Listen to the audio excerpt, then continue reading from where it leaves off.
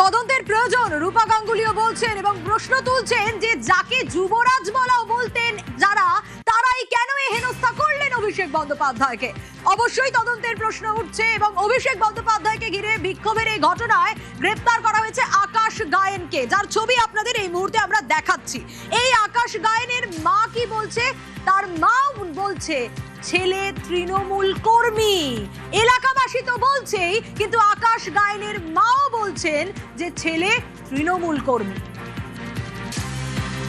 কালকে ও বললো মা আসছি বলে গেছে, এবার কিসের জন্য অ্যারেস্ট করছে এটা আমি বলতে পারবো না। তৃণমূল কংগ্রেসের সঙ্গে যুক্ত ছিল?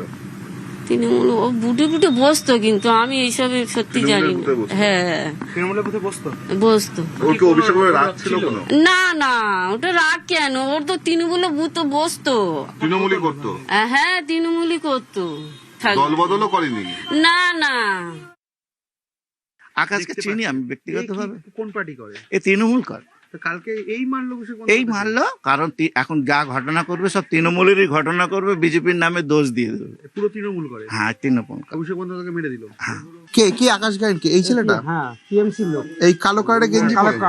কালো কালারের গেঞ্জি পরে যেটা আছে, উনি টিএমসির লোক। এরাই আকাশ গায়েনের মারধর করেছে। আচ্ছা, দিয়ে বিজেপির নামে দোষ চাপিয়ে দেয়। কবে থেকে তৃণমূল করে? ও অনেক দিন থেকে, ও তৃণমূল জন্ম থেকে তখন থেকে ওরা মানে টিএমসি করে।